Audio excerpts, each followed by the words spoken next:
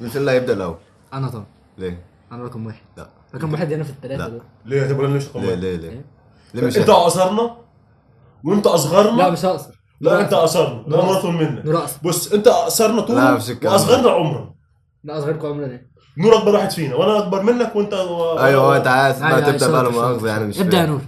اتفضل يا نور. يا عم انت مالك يا عم؟ رقم محدش واحد. يامرني. انت رقم محدش واحد. يامرني. انت رقم واحد. انا عامل على مزاجي. اتفضل. الكبير والصغير بيتخانقوا. طيب ابدا يا عم اعلى واحد فينا. يلا ابدا. ماشي هبدا. اتكلم يا عم. اتفضل. اتكلم. سامعينك يلا. ماشي هتكلم. ماك شغال اهو. انت اللي شايف نفسك رقم واحد، وانت اللي شايف نفسك رقم واحد. ليه الشعب المصري كله شايف نفسه رقم واحد؟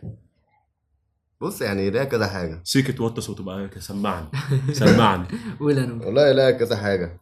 امم يمكن يكون برضو. بص يعني ممكن بسبب الظروف اللي احنا فيها. الغلاء والحاجات دي. الغلاء. فلا بص دي تبقى وسيله دفاعيه ليه اللي هو التوب ورقم واحد بقى 7000 سنه حضاره. انا كنت لسه اقول لك ده احنا الاول في الفن هي بتبدا والادب من زمان. ما تقاطعنيش. انت مش رقم واحد يعني ولا ايه؟ هي بتبدا من زمان. فهي تقول وسيله دفاعيه ليه اللي هو عشان ما يحسش بالعجز. ما بيقول لك 7000 سنه حضاره، هو ما عملش اي حاجه في الحضاره دي. فاهم يعني هو فاهم. ما شالش جده اللي عمل، ما شالش طوبه. بس جده اللي طب عمل. هتفضل تقول الله يرحمك يا جدي؟ ايوه يا عم، ربنا يرزقنا انت فين؟ بقى زي ما بنشوف. نشوف بس جد الذهب. جدي تاني يا جدعان لو حد يلاقيه جيبولي. جدي ده جاحد ده بص يعني دافن كميه دهب تحت الارض وسايبنا احنا ايه مش لاقيين ناكل. يعني يعني الشعب المصري ممكن شايف نفسه كده بسبب ان هو يعتبر الدوله الاولى التاريخ. هو يعني هو ما بيعملش حاجه. مصر أو كده. تاريخ. هي بص هو بيقول لك مصر في الحاجات الاول كده التاريخ. مع ان اصلا حضاره العراق اقدم مننا. لا احنا حضارة اقدم. بابل. احنا اقدم منها. لا أقدم. احنا اقدم منها. لا هو اللي لا هو اللي لا احنا أيوة. اقدم منها. انت يعني ايه؟ لحظه، الحضاره المصريه والحضاره الصينيه كانوا اقدم حضارتين في التاريخ. طب حضاره بابل العراق دي بقى. ماشي تيجي بعد منهم بقى. لا كانت قبلهم، كانت قبل الفرعونيه. نفك الخلاف ده بعدين. ماشي. انت يا عم اصغر واحد فينا. ايه يا عم اكبر واحد فينا؟ ده ليه يعني يا رقم واحد؟ انا مش شايف نفسي رقم واحد عادي يعني، بس انا شايف نفسي رقم واحد في مجالي. مجالك اللي هو تفرق. ايه؟ مجالك اللي هو ايه؟ اي مجال بقى مالكش دعوه. مش مجال مهم هو إيه؟ عمل ايه في المجال بقى. لا لحظه واحده. خلاص. طب ماشي لينا مجال دلوقتي قول انت رقم واحد فيه ليه دلوقتي إيه؟ لما انت لا، قلت مالكش بقى دعوة. انا ماليش دعوه. مالكش دعوه. اتزنق جاب ورا. هو مجال خاص بيا. مجال خاص بيك. بيا لا اله الا الله. بس ما يمنعش ان انا شايف نفسي رقم واحد، بس اتعلم من اللي اقل مني البشر العاديين فاهم. الانا عنده عاليه قوي. انا ممكن ازعك كده اخلي يجيب اغلب يا عم كل بهزر. على الحلقه يا عم- فخليك يا ساكت. عم ماشي بهزر، ماشي. طب بهزر. يعني طب ايه اللي يعني احساسك بالتميز ده ولا انت فعلا رقم واحد؟ ده جاي لا، هو منك ده بعيد- ده ده بعيد جاي عن منك الهزار. انت. اتقل ده بعيد عن ده هزار. طب كل ده ماشي هزار. لو لا، مفيش بنتكلم الكلام جد ده طبعا. دلوقتي لو بنتكلم احساسك جد. بالتميز ده يعني. آه. طب يا عم مميز في مجالك انت يعني. مم. احساسك بالتميز ده جاي منك انت من جواك ولا من كلام اراء الناس؟ الناس. اراء الناس طب ما لسه ممكن تطلع غلط عادي. عادي، ممكن مثلا بيدفعني لقدام، بيسبورتني. ايه يا اخويا؟ بيسبورتني. بيسبورتني. انت بتقول مالك؟ بيدعمني. هو بتقول بيدعمني. بيسبورتني. انت بتقول مالك؟ بيدعمني. انا ايه ألسن. سبورتني دي؟ انا ألسن انت مالك؟ ألسن يا ايه بس بس؟ إيه طيب ده انت يعني؟ لو اصلا جابك هيتموه. ماشي وانت شايف انورو. والله بص انورو. هتكلم بشكل عام. اتكلم انورو. اتكلم بشكل عام. بص هو الاحساس ده بيبقى من الاتنين. اما من انجازاتك انت من جواك انت اللي انت بتمشي وبتجتهد وعمال تتطور مع الوقت. تمام. اما برضو من كلام الناس اللي انت مبروك والف مبروك كمل بقى ده انت جامد. مفيش منك اتنين انت ازاي كده مش ممكن. وهي بالنسبه لك حاجه عاديه يعني على فكره اي حد يعملها. بس برضو يمكن برضو كلام الناس إزاي؟ بيشجع اه بيخلي عندك الانا عالي. بالظبط. وبرضه بيكون احساس ان انت عايز تظهر. عايز إن أنت- اظهر. انا مميز. فتلاقي بقى تحسك الحاجه دي صعبه قوي مش اي حد يعملها. طب اقول لك على حاجه. دلوقتي انا شايف نفسي مميز وانت شايف نفسك مميز واحنا اتنين في نفس المجال، وانا شايف نفسي رقم واحد وانت رقم واحد. وانتوا الاثنين ما تجوش رقم اثنين حتى. ما نجيش رقم مليون فاهم. طيب هنتعامل ازاي؟ اتحطينا في موقف انا وانت في بروجكت واحد، هنتعامل ازاي مع بعض؟ ما دي مشكله. ما المركب فاهم؟ اللي لها اللي هو- رئيسين يبقى مشكلة تغرق. الشعب فلازم المصري. لازم يكون في يعني مش هقول لك مش تنازلات، بس لازم يكون في تواصل او ايه يعني تنسيق جيد. انكم بالظبط. تمشوا الموضوع بطريقه كويسه. بس مش كل الناس على فكره بتقتنع بحاجه زي كده. ما مش كل الناس بتخش مشاريع مع بعض وبتنجح. اغلب الشركات اللي انت شايفها دلوقتي ما فيش شركات اصلا انت يعني عارف ان مثلا. 95% من الشركات او الشركات بتفشل في اول 5 سنين ليها. ما انت عارف ان اه، بيل جيتس كان شركة بدا وحشة، كده. بيل جيتس بدا مع شريكه بس بعد كده حصل موقف الشراكه بينهم. والشركات. الشراكه والشركات أيوة. يعني الشركات فاهم مجال الشركات مثلا وكده من نسبة 95% بتقفل في أول 5 سنين ما بتكملش. اه ده بديهي عادي. ما يعني بتكملش. الشركات مثلا بيل الماشية. جيتس في مايكروسوفت ما كانتش يعتبر فكرته الاساسيه، هو كان هو وزميله، وحصل خلاف ما بينهم وبيل جيتس استولى عليها. يعني كان في ناس يعني كان في، انا اتفرجت على حلقه قبل كده ان بيقول لك هو مش زي ما احنا شايفينه طيب وودود ده مين؟ بيل جيتس. تمام. لا هو يعني كان عنده جانب قبل كده وحش وضحك على زميله او حاجه كده، مش فاكر التفاصيل بالظبط. امم فيعني الموضوع لازم يكون فيه تنسيق كويس في النص. ما دي بقى المنتاليتي اللي لازم تتغير عند اغلب الناس، ان انا دلوقتي مميز في حاجه مش معنى ان انا مميز في حاجه ان انا خلاص اكتفي بنفسي. يعني مثلا حد مثلا بيفهم في هتكلم مثلا في حاجه زي عندي مثلا المونتاج، تمام. لا اسف تمام. اقطعك، فلازم، بس مش معنى انا شايف نفسي مميز في حاجه ان انا ابقى مميز في كل حاجه. ما انا ده اللي هقوله بقى. صح. ده اللي هقوله دلوقتي مثلا المونتاج، فانت محتاج جنبك صانع محتوى، محتاج جنبك منسق مثلا فوتو اديتنج مثلا يعمل لك مثلا الصوره المصغره الفيديو عندك، محتاج مثلا واحد مهندس صوت، مهندس صوت، كاميرا مان، فاهم. واحد شغال في موشن جرافيك. فانت لوحدك مش هتقوم، انت لوحدك في وسط ناس هي اللي بتدعمك وهي اللي ايه مخلياك في الحته اللي انت فيها دي. طب المنتاليتي دي يعني اتعملت ازاي يعني؟ اتعملت يعني ازاي ايه فعلا؟ تأثيرها؟ لا اتعملت ازاي غير تأثيرها، اتعملت ازاي مثلا الناس هي قعدت اتأثرت بإيه يعني؟ من كلام الناس. يعني احمد خالد توفيق قبل كده بيقول لك ان هو راح حفله عشان يتكرم، فهو ما كانش بيحب، عارف انت المجاملات بقى والكلام ده، بتخنق. هو بيحس ان هي تمام. انفاق او فاول ما يعني جه في مره الموضوع ده يتسلل لدماغه، اللي هو بقى بيقتنع بكلامهم وكده فبيتغر. بيقول لك زي حسني مبارك في الاول ما كانش بيسمع لكلام الناس ولا لشكرهم ولا مش عارف ايه ولا اي، كان بيسمع لكلام الناس، هو كان ماشي الدوله زي ما هو ماشيها. لما ابتدى يسمع لكلام الناس ابتدت الدنيا تبوظ منه. امم فاللي هو كلام الناس هو يعني يعتبر العامل الاساسي. بالظبط زي الاهل برضه، كلام الاهل عليك اللي هو انت والاهل الناس. اشطر واحد وانت شاطر، انت مفيش منك بص هو ده اتنين، بس هو بيأثر، هو لا هو ده بيأثر. اساس للطفل، انك احسن انك واحد خلينا، تحسه ان هو كويس عشان ينتج معاك. ما لسه اقول لك بالظبط. خلينا متفقين ان هو ساعات بيأثر بالإيجاب وساعات بيأثر لو بالسلب. زاد عن حده مش قصدي لو الكلام حلو هو لازم تقول له بيأثر. كلام حلو يعني بشكل طب عام. لو هنتكلم عن الكلام لو ده الحلو حلو ساعات هتخليه يغير في نفسه. بس انت دايما برضه تبين اللي هو على قد ما هو شاطر، هو شاطر باجتهاده، هو مش ايه مش ايه مش مش ايه مش خلاص ايه ماشي. لان يعني هو بص شاطر تحس بتوفيق ربنا مش باجتهاده، بالظبط. فاهم.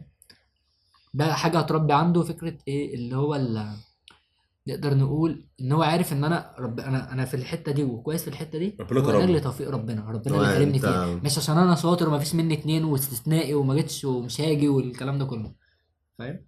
بالظبط. يعني انت ما ينفعش تقول انا عملت كذا وكذا، لا انا بتوفيق ربنا بفضله عملت واحد اتنين تلاتة، وان شاء الله هعمل واحد اتنين تلاتة. صح. ما ينفعش تقول انا وانا وانا، لا يعني في رب هو فعلا اللي بيدير احنا الامور. يعني كانت الناس، يعني الناس بدأت تبعد عن الموضوع اللي هو انا عاوز اعمل عاوز اعمل عاوز اعمل عاوز وده اعمل. برضه طب بسبب ما توكل على الاعلام، الله. السوشيال ميديا.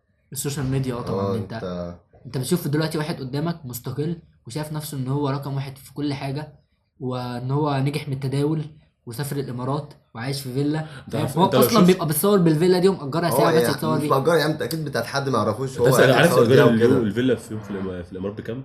كام؟ ب 20,000 دولار. يا عم ما علينا كده يعني واضربهم في 50 كتير.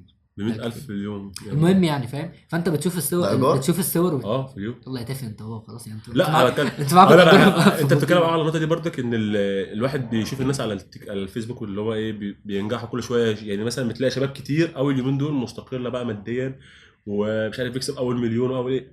هم بره تحس ان هم يعني يعني الناس كلها بتستغل الموضوع علشان تحس انها تحطك في ضغط. بص هي الفلوس اللي هم جايبينها دي من الكلام اللي بيقولوه لك، فاهم، هم بيضحكوا عليك انت، فبقول لك هتعمل كذا ومش عارف، تخش على موقع من اللينك اللي هو بعته لك فياخد عليه فلوس، دي هو اللي حاجه. جاب المليون لا منك انت. وفي ناس اللي هم الحاجة اللي نجحوا التانية، بالتداول، والشباب اللي هم سيبك من الكلام الصاعدين ده، اللي هم بيعملوا مشاريع. اصل الحاجات دي فيها حرمانيه سيبك وحوار. سيبكم من الكلام ده، انا بتكلم في حاجه تانية. بتكلم دلوقتي ان انت مثلا شخص ناجح او شخص وصلت لحته معينه، فانت بتفضل توصل للي قدامك ان انت ما جاش منك اتنين وان انت ما فيش منك وان انت وانت هو ولا اي حاجه. هو مثلا زي ما قلت لك موضوع الامارات مثلا يروح لك فيلا، فاهم، يقول لك ده بيتي وعربيتي والناس. في واحد على السوشيال ميديا تمام اسمه مكاوي، دكتور مكاوي. دكتور يا مكاوي. لهوي يا الشخصيه هي الشخصيه دي. انت المهم عارف والله في حاجه بلاحظها فيه، عارف يلا بينا، يلا بينا، يعني في البق في الاخر يلا بينا. لا عارف اللي هو كان في كرتون شفته من العلوم المحدوده اه اللي هو السحلية كان اسمه ايه؟ مش فاكر. هو شبهه هو شبهه بجد هو بجد شبهه بلاش ضرب بالحرام. لا، المهم والله الراجل ده بجد انا اسف الراجل ده فضل يطلع فترة يصور ستوريز والكلام ده، طلعت اصلا الفيلا اللي هو بيتصور بيها والعربيات اللي هو بيتصور بيها مش بتاعته. كمان يعني بقول لك ازاي انت خد منه كورس انك ازاي تكون واثق من نفسك وازاي تحسن من لبسك حياتك وبرفانك بانك تشتري البتاع اللي بتثبت القميص على البدله قميص ازاي يعني؟ قميص ازاي يعني؟ اقول لك انت ازاي ما بتعملش سكين كير؟ مثلا هي لا ده بيفضل يا ربنا يفضل يتكلم عليها بطريقة. يعني انا لما بحط واقي الشمس اللي هو السان سكرين ده وده انا بحس ان انا قرفان من نفسي اللي هو بحس ان انا وشي ملزق وبحس ان انا بدون سمنه هو يفضل يقول لك اصل انت دلوقتي في 2024 وما بتعملش سكين كير. هو بيبقى بيتكلم بجد، بيبقى بيتكلم بجد. يقول لك في شركه كذا ما حاطط لكم الرابط بتاعها في البايو، اطلبوا قولوا مش له عارف، بالكامل. ويعملوا لكم خصم كذا. انا وكل ده يعني بيزنس. طبعا كل ده عشان مصلحتك انت مش طبعا. ان انا واخد فلوس. لا اه طبعا. طبعا. هو اصلا ممكن ما صابونه بيقولوا عليها صابونه بريحه، اصلا ما يعرفش حاجه اسمها طب سكين اقول لك كير. على حاجه ثانيه الموضوع ده كده بينقلنا ناحيه اللي هو الضغط المجتمعي بقى تحس انك مضغوط لو انت ليه مش زي ده؟ انت لابس زي ده او لابس مش ناجح مثلا زي ده ولا ده ولا ده مثلا واحد مثلا يقول لك انت ليه يا ابني الناس اللي قدك فاتحه بيوت طب وانت اللي قدك ستيف جوبز بالظبط. أنا خليني عندي ساكت بيفتح بقى عشان ما تضربش دلوقتي اللي قاعد بيفتحوا البيوت بيسرقوا يا جدعان. انتوا عاملين غلط. لا يعني واحد مثلا يقول لك ابوه يقول له مثلا انت اللي زيك متجوزين ده تساله انت اللي زيك ايلون ماسك بالظبط. صدق حلو الواد ده. هقوله هجهزه. هياكلك علقه يا يوسف هقوله عجبني. لا اللي هو يعني مثلا الضغط المجتمعي يقول لك انت لو ما طلعتش الاول لو ما خدتش امتياز او مش عارف ايه تحس انك وقعت تحت ضغط المجتمع بقى واللي هو انت ما نجحتش انت فشلت بص في جمله مقتبسه من الدحيح تمام، بيقول لك ان انت دلوقتي لو الاول على الدفعه فانت مثلا في 200 غيرك. قلت مقتبسه من الدحيح. ماشي خلاص ما قلت اتكلمتش مقتبسه من الدحيح.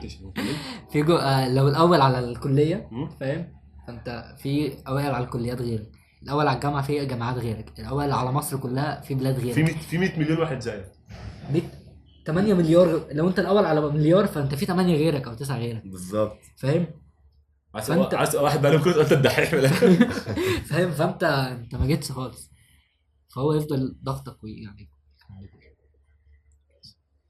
طبعا جميل جدا. طب اسالك سؤال انت حلو شايف ان الكلام. الموضوع اللي هو الواحد يبقى شايف نفسه مميز او استثنائي وانا والحديد التانى وكده ده انت بتقول ايه؟ ده اضطراب نفسي او مثلا ممكن يكون خلل ولا هو كون شخصيته كده بسبب البيئه ولا بسبب المجتمع هو اوقات على فكره بيبقى نقص من الطفوله، يعني نقص في حته معينه في الطفوله، فاهمني؟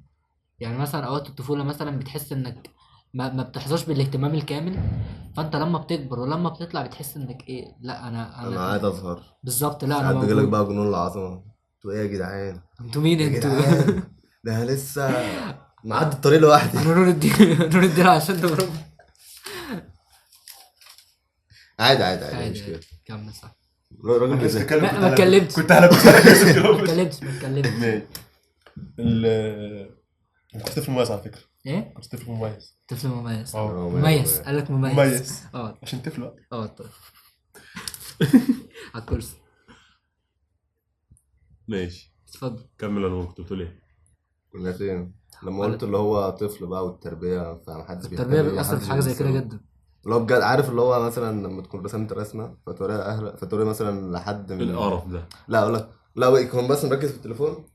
حلو وركز تاني بقى فاهم. ما تشوف. مش مركز. ما تشوفها. لا او ممكن مثلا او ممكن لا دي الاهمال او ممكن مثلا هو يشوفها يقول لك دي وحشه فانت تحاول بقى ترسم واحده احلى يقول لك هو مش كده عارف اقول لك وحشه بالنسبه للرسام شافه فان جوخ مثلا لا ويقول لك اللي هو مثلا يعني- ايه ارسم واحده ثانيه فانت لو بيفضل يرسم لغايه لما عايز يطلع رسمه مثاليه فاللي هو بالنسبه بقى كل حاجه هيشتغل عليها مثاليه عشان ايه تتعجب من اول عشان مره يعجب مره الناس. لا اهم حاجه عنده راي الناس ساعتها. يعني مثلا او مثلا انت خليت مثلا لازم تعلم الطفل وهو صغير النظام والادب واللي هو يبقى مثلا مثلا هدوم تشيلها مش عارف ايه ترجع جزمه تشيلها تغير تبقى حاجتك منظمه مكتبك لكن انك تعاقبه بقى على حاجه زي كده بشكل مبالغ فيه فده بقى هيربي جواه اضطراب.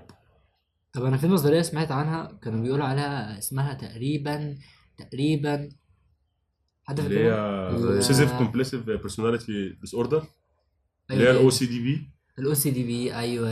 يا- انا قلت الاو سي بي دي الاو سي بي دي الاو سي دي الاو سي بي دي الأو سي بي دي. OCPD. كنت بسمع عنها هو ده قبل مش كده. معاك على الكمبيوتر؟ ايه؟ مش معاك على الكمبيوتر دي SSD؟ هنهزر؟ لا احنا هنهزر. هنهزر صح، بنتكلم- نستظرف في كده. كمل. يعني انت عارف احد الاشخاص اللي كانوا مصابين بالاضطراب ده كان مين؟ هو ايه كان ستيف الاضطراب ده جوبز. الاول؟ اللي هو ده اضطراب عاوز نفسي؟ اقول الاختصار، يعني عاوز اقول لا يعني هو الشرح. يشرحه اه. اللي هو هقول لك انا افتكر لما قرات انا ممكن قبل اقول لك كده. بالانجليزي لان انا مش حافظه بالعربي، بس انا عارفه بالانجليزي. سيبك من العربي والانجليزي، يعني قول ماشي. هو انت بص، كده قلت هو بالانجليزي. كده كان اضطراب الشخصيه النرجسيه، يعني فاهم ان انت لا لا لا لا، ده ده حاجة حاجه، ده تانية. حاجه تانية. بس هنتكلم عليه، بس ده اقول لك عليه. ده مثلا انك تبقى مثلا شخص موسوس بالنظام، تمام، والمفروض ان ده عيب، بس انت لما حد يقول لك ده عيب فانت مش مقتنع ان ده عيب، انت شايف ان هو ده عادي، ده العادي. فده كده بقى يعني انت اتنقلت من مرحله OCD لمرحله OCDP. اللي هو عارف الفرق، اللي هو عارف الOCD ده اللي عنده وسواس قهري، بس هو عارف اللي ده غلط، او يبقى شايف ان الدنيا بس فعلا- بيعمله. عارف ان ده لا مرض. هو شايف ان الدنيا كلها لازم تبقى كده، شايف لكن ان انت OCPD منظم، ده بقى شايف ان انت منظم، العالم كله فوضوي. مم. بالظبط. ماشي. احد الناس اللي كانوا مصممين بالاضطراب ده كان ستيف جوبز.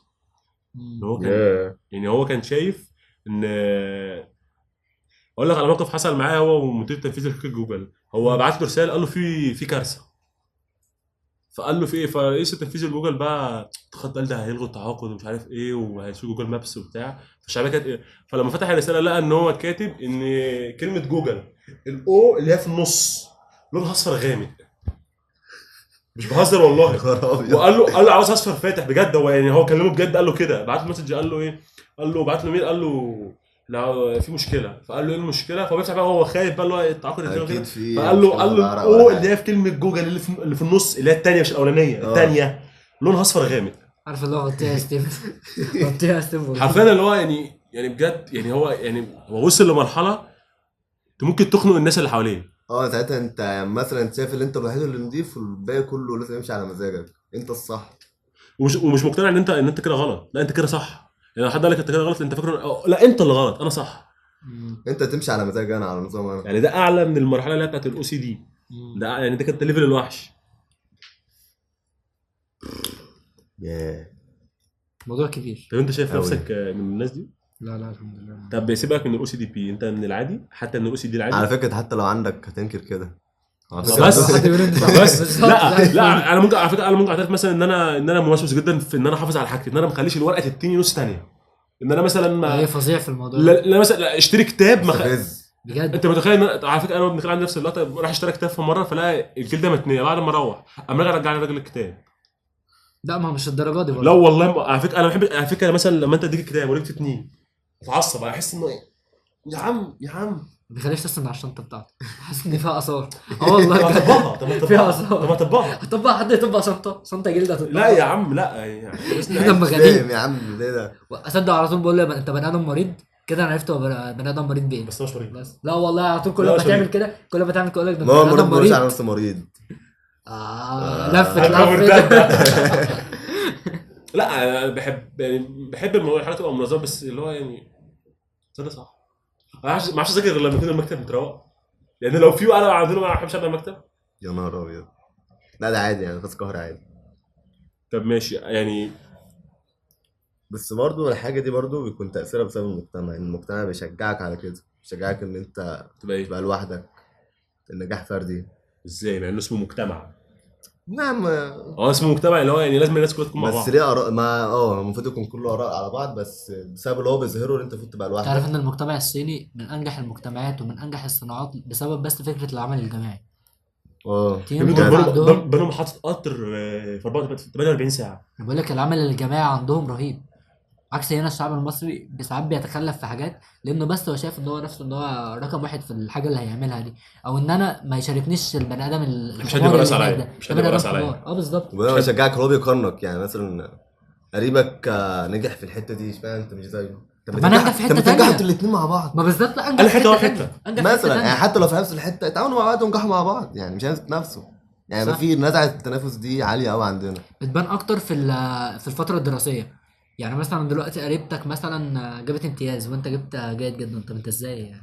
احسن منك في ايه يعني؟ بالظبط فاهم. فهمش. جيت على الجرح، الله يخرب بيتك. مامت لو هي تسمع البودكاست بس قوي. وبرضه ده بالنسبه لي حاجه تانية، اللي هو انت لازم تعمل، لازم مش عارف ايه، يعني برضه بقول انا هعمل وهعمل ولازم، بص هو انت في مع ان حاجه. الحاجات دي كلها يعني مش لازم تمشي على مزاجك، مش لازم تعملها، مش لازم تبقى ناجح فيها يعني. عندك رب بيدير الامور دي، والحاجه دي مالكش خير فيها، صح، ماشي، بس ولازم انت بتبقى تتوكل هتمشي عليه، فيها. لازم انت بص تتوكل انت عليه. بتسعى وبتبني النية انك تعمل دي، فانت تمشي فيها. وطبعا انت كده تكون لله مش لنفسك يعني. يعني اقول لك على حاجه، انت لو نيتك لله ان انت بتاكل دلوقتي، انت قاعد تمام، هنتغدى دلوقتي يا رجاله، تمام، مم. فانت نيتك اللي هي الحاجه دي بتعملها لله، ان انت هتاكل لله، دي يعني بثواب. تخيل انا هاكل مثلا عشان اقدر اعمل اصلي او اقدر اعمل حاجه خير بالظبط مثلا، بالظبط، انا نيتي احضر المحاضره دي لله. او ان انا تمام. اتعلم افيد غيري مش مثلا. للغياب يعني، بالظبط. مش للغياب. حرام بقى، حرام يا بقى، عم في انت ايه انت يا عم ايه، انت انت؟ لا اصل ملحد احمد يالا، اصل انت احمد ملحد يالا. اصل احمد الدكتور فقال له حضرنا يا دكتور، هو خارج يا عم، انت لما تسيبه هو هيحضرك. فاهم؟ في اي حاجه بتعملها بنيه بس لله، ده بثواب تاني خالص، ثواب تاني خالص حرفيا. اي حاجه ممكن هتنام داخل تنام، فانت هتنام يعني لله عشان عشان اصلي اصحى، الفجر، اصحى فايق. عشان اصلي الفجر مثلا. بالظبط، واصحى فايق مثلا ليومي ودراستي، وان بالظبط. يبقى ليا انت باور تاني البدايه يوم. لازم تكون متوكل على الله وعازم العزم كده والنيه انك تعمل حاجه. لو هو يعني ربنا يعني ليك، لو ليك نصيب فيها هتلاقي الطريق ماشي سالك. الطريق يعني مالكش نصيب فيها هتروح لطريق احسن يعني طريق ممكن حاجة تبقى ماشي تانية. في نفس الطريق تلاقي نفسك اتوجهت في طريق تاني انت مش واخد بالك. طيب عاوز اسالك سؤال مهم. اتفضل. دلوقتي انا مثلا بني ادم متميز، تمام، مثلا مش ماشي مش ماشي انا. ماشي انا عموما، لسه هسأل في متميز في ايه؟ لا عموما بني اه. ادم، انا مثلا مش انا يوسف، بس مم. انا بني ادم شايف نفسي متميز، مفيش مني اتنين. مم. هل ده يبقى نابع من موهبه، ولا عمل جاد، ولا البني ادم المتميز اللي احنا بنشوفه ده، بني ادم ده مثلا نقول عليه متميز وبنشاور عليه والمبهر بالنسبه لنا، هل دي بتبقى موهبه ولا عمل جاد؟ بص ممكن واحد يتولد مثلا يعني عنده قدره كده من عند الله، انه مثلا مميز ان هو مثلا يقدر يتني الحديد. عارف، انا بالنسبه لي ده الموهبه على والعمل فكره الجاد ان دي، شفت ان اللي هو الناس اللي هم مميزين اللي هو تلاقيه مثلا اتولد مثلا عنده قدره ان هو يمسك الزيت، يعني يحط ايده في الزيت ما لا سيبك يتحرقش. من كده، مش كده، اقول لك على حاجه. انت انا سيبك من الهبل ده. ده بص، بتفرج أقول على لك اكس على مين حاجة. فمندمج قوي. أقول لك على حاجه، انا بالنسبه لي مثلا الفارق او بين الموهبه والعمل الجاد، بشوفهم قوي في ميسي وكريستيانو. اه ده بجد يعني بجد ميسي، ميسي او بيمثل تاي لونج موهبة. وباندا. ما اعرفش. انت ما باندا. كنتش طفل يا انت ما يا كنتش عم طفل بجد، بص، انت ما احنا كنتش. بنتكلم لا في لحظه ايه؟ واحده، طب ما هو على فكره الاثنين كده كانوا هنا برضه، واحد اشتغل على نفسه وواحد التنين المقاتل عشان نزل على كره نار. ما اعرفش يا عم، انا الكلام اللي انت بتقوله ده بتاع مش صح، العاب بس هو صح فعلا. غنى في الناس الواقعية، يعني ناس في ميسي ورونالدو الحياة بجد يعني الواقعية. رهاب، يعني رهاب اللي انا قلتها دي. يعني رهيبين. رهيبين. ميسي، فاهم؟ هو مولود كده، هو مولود عنده اشعارات عنده نوتيفيكيشن في ذكاء دماغه، ايه كروي. ده؟ هو ايه عنده، ده؟ هو بص هو يعني كان في حد حل المخ بيقول لك ان هو يعني عنده قدره ان هو بيشوف الحاجه ابطا. بسبب الاشارات الكهربائيه، اشارات ما- كهربائيه عنده اسرع. هو بيشوف الحاجه ايه يعني، هو بيشوف الحاجه بطيئه اللي هو يعني هو اصلا بيقدر يراوغك قبل ما انت تفكر ان هو يعمل، يعني انت عارف ان هو يعمل ايه، بس هو ايه عنده القدره ان هو يشوف الحاجه انت بتتحرك ببطء فهو بياخدها ويتحرك بالظبط، بسرعه. عكس كريستيانو على قد ده كده، تعب قوي على نفسه. مش فكره موهبه واشتغل هو على بيتمرن نفسه. كتير قوي بس. انت عارف ان هو لسه من مده كان عامل اوضه استشفاء عنده في البيت، مش عارف متكلفه حوالي $80,000 او $60,000 اه، اللي هو دولار. بيحط ودي فيها فين؟ تلج، اوضه استشفاء. تلج مستشفى. بيخش درجه حراره 75 سالب 75. انا باخد دش ساعه الصبح ببقى هموت.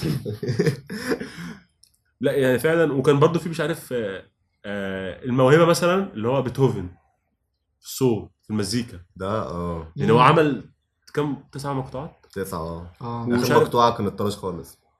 هما كان اغلبهم كان سمعه خفيف، يعني كان سمعه تقيل يعني قصدي. مثلا اول كام مقطوعة كان تمام، بعدين بدأ سمعه يخف، يعني بدأ مبقاش يسمع صوت الناس بس يسمع صوت الشجر، صوت العصافير. الله كبر ربنا. لا في إيه يا عم؟ اه والله. انت مالك يا عم؟ كبر ربنا. انت مالك؟ ماشي بس طيب. بجد يعني انا بجد بالنسبة لي شايف الموهبة، يعني الفرق بين الموهبة وعدم الموهبة هي البداية. يعني مثلا انت الصفر عندك بالنسبة يعني الموهوب الصفر عنده بالنسبة للعادي هي رقم 5، تمام، المستوى الخامس. صح. انت فاهم، صح. فهي تفرق بالموهبة. بس لو هو تابع نفسه أكتر من الموهوب ممكن يسبقه كمان ويتخطاه، لو الموهوب أهمل الموهبة اللي عنده. صح. بس انت في الاخر برضو هيفضل في جاب في النص، هيفضل مهما بس يعني. لا، طبيعي. تقدر تكسر الجاب ده على فكره. تكسره عادي بالظبط، هو فعلا هو بالمجهود. انا شايف ان كريستيانو كسره، هو حرفيا عمل كل حاجه. بقى دي فيها فوارق بقى، يعني الناس ما بتتفقش عليها. لا يعني كريستيانو بص عمك، بقى- ميسي عمك. بص اللي يتفق يتفق واللي يختلف يختلف، بس هي اراء. هما الاثنين كويسين، واللي ما يحبش الاثنين او شايف ان الاثنين وحشين يعني ده، او اللي شايف ان واحد احسن من واحد ده واحد لا يفقه شيئا. لسه بقول آراء ومش عارف ايه. ماشي، بس انا بقول لك، لا انا بقول لك اللي شايف كده فعلا ان ده واحد يعني انا بحب الاثنين. احنا كل ده عمالين نتكلم على نفسنا احنا فاهم، بس نسينا الناس اللي بتسمع دي. يعني انا عاوز اسال سؤال لكل واحد كده يفكر فيه مع نفسه، واللي عايز يقول في الكومنتس. ماشي وماله. ماشي، حلوه دي، حلوه الكومنتس دي. طب لو انت فكرت في نفسك بصدق، ايه اللي يميزك عن غيرك؟ يعني فاهم، انت مثلا. دلوقتي بتفكر في نفسك بصدق، فكر كده، اقعد مع نفسك كده، كوبايه الشاي اللذيذه في البلكونه، فكر مع نفسك انا ايه اللي يميزني عن غيري. يعني عشان سؤال النقطه دي لو يعني. مسكتها انت كده بقت نقطه تميز خلاص. بسألك سؤال صح. انت يوسف بقى، ترى احنا كده بنسأل الناس، اسالك انت ايه لو انت فكرت في ايه النقطه اللي لا ما انت مالك بقى، فكر فيها مع نفسك. ماشي، لا ما انا مش هفكرها اكيد، يا مش جماعه هو نوس ايه بوك التميز يعني، اصلا؟ اكيد يعني مش ايه نوس بوك. التميز؟ ما ممكن مثلا لا مثلا انت شايف مثلا انها ميزه أنا فانت مش شايف انها بتكلم. مميزاك. مش نور بيتكلم طيب. لا انا بسال، انا بكلم يوسف. لا يعني عادي، ما افرض لو الدفعه كلها نجحت وحد شال، ما اللي شال ده مميز يعني، الواحد اللي شال ما دي لا ماشي، ده انا ما قلتش تميز كده، انا ما يعني. قلتش كده، مش قصدي كده، انا بقول لك انا بقول لك هو يعني مميز في، يعني مثلا انت مثلا مميز اللي هو سقط، يعني دي الميزه اللي فيه ان هو شايل ماده. ما هو مش يا لهوي يما. بلاش عبس بجد، بلاش عبس خلاص. انا اللي بحبس برضه يا لهوي يوم دي. اتفضل. دلوقتي لو كله شايف نفسه رقم واحد، امال مين هيبقى رقم اثنين؟ وجهة نظر برضه صح. هو انا شايف ان يعني بس عارف احنا عندنا ما بنقبلش فكره رقم اتنين دي، انا ازاي ابقى رقم اتنين فاهم؟ ما هو ربنا بيخلق الناس كده درجات، رقم واحد رقم اثنين اللي مش هو كله بيقتنع بقى بالحته دي. هي الفكره ان مش كله يقتنع لا انت بالجزئية رقم دي. واحد بس في حته معينه، اللي يعني بس بيقتنع في حته بص، ثانيه رقم اتنين، في حته ثانيه رقم 10. اللي بيقتنع مثلا ان هو فانت مش رقم في كل اثنين حاجة. في حاجه ده، يعني حرفيا هو بيبدع فيها او يحس ان هو بيبقى مبسوط وعادي مش عادي مستني، ممكن. يعني محدش مستني منه حاجه فاهم، ومش مستني يدي لحد اي حاجه. لا مش هو بالنسبه لي الموضوع عادي يعني، مش هي تبقى مميز قوي يعني. انت عارف مش ان شرط، قمه هو زي ما انت التميز قلت. اصلا من وجهه نظري انك تبقى بني ادم عادي اصلا. بص بني ادم عادي دلوقتي عايش حياه عاديه. دلوقتي عايش حياه عاديه. دلوقتي كله بيحاول بيحاول يبقى مميز يعني، فالعادي هو بقى اللي مميز، العادي هو اللي بقى مميز اه فعلا، دلوقتي. لو كله مميز فالتميز ده بقى نفس الشيء عادي. طيب ما فانت دي لو برضه عادي فده بتنقلنا في حد لحاجه. ذاته التميز. ما هو لو كل ليدر جروب دلوقتي، لو كله دلوقتي شايف نفسه انا ليدر الجروب ده، مين الممبرز؟ اه فين الممبر يعني، فين مين الهيكل؟ الممبرز بالظبط؟ لان دلوقتي احنا بنبقى في عباره عن مثلث هرمي فاهم؟ فلو ما فيش قاعده المثلث دي مش هيبقى في الراجل اللي فوق اللي هو اللي يبقى الكل في الكل ونمبر 1 ده بالظبط اه. فاهم؟ فاحنا مثلث بنطلع، مش مثلث نازل. بص مش هو مثلث هو نازل. حقك انك تحاول تسعى انك تبقى كده، بس فاهم انت لو ما وصلتش او ما يعني مش مقدر انك تبقى كده فده عادي يعني، ما تحطش نفسك في ضغط ولا تزعل ولا تتضايق. بالظبط، ما عادي عشان تبقى نحقق على التوازن ده فكره، اصلا. حتى لو شايف نفسك مالكش في الحته دي تجرب حاجه تانية. بالظبط. يعني في حاجات تانية كتير يعني، مش لازم الناس تبقى كلها دكاتره ولا كلها مترجمين ولا كلها مهندسين. ده بقى اللي هينقلنا ان عادي في ناس التنوع تبقى اصلا يعني ده. لو جربت حاجه تانية في ناس تبقى زينا شاطره عندك قوي. القوة. لا التنوع مش ده، قوي التنوع يعني. ده هو اللي بيحقق التوازن اصلا. ان انا دلوقتي مثلا مهندس فانت مترجم، فانا مثلا رايح بروجكت فاهم؟ رايح بروجكت فعاوز مترجم معايا، فده اللي بيحقق التكامل والتوازن بين الكل. هو مهندس مميز بس عنده نقص في الكلام له. بالظبط فاهم؟ التوازن بيجي من كده، ان انا دلوقتي موهوب في حاجه او مميز في حاجه، وانت مميز في حاجه، فاحنا بنكمل بعض، مش ان احنا بنهد بعض وان انا لا انا لازم ابقى رقم واحد في لازم ابقى الشركه مبرمج، وعصفوره الناس بتمشي ورا الترند بقى وعصفوره والكلام الشركه ده فاهم؟ اه. عصفوره الشركه مش ده المطلوب. بس شوف انا شايف التميز ده هو القيمه اللي انت بتقدمها لغيرك. اصل فرحتي لما تعمل حاجه لوحدك كده ولا حاجه ليك انت، يعني بتميز ايه برضه؟ ايه التميز اللي انت مميز ضفته؟ قدام ايه نفسي التاثير اللي طبعاً. انت ضفته؟ مش قدام نفسي يعني ايه تميز قدام نفسي؟ بس لا ده يكفيني. ماذا بعد؟ بس انا يا عم انا كده خلاص ماشي ماذا اكتفيت. بعد؟ انا اكتفيت. اكتفيت بايه؟ ده مميز قدام نفسي. ماشي ماشي مميز قدام نفسك بس غشاش. مثلا بس هتلاقي انت مميز. بتنجح وبتنجح بس بس مميز. ناجح بس بتغش. بس مميز. ناجح بس بتغش. ايه انت يعني واحد مثلا الوحيد اللي سيطر على الدفعه، ما هو مميز اهو. مثلا لا بقى. مش دعوه بحاجه، والله يا عم الله يسهل اللي بعيد عني. مميز اهو.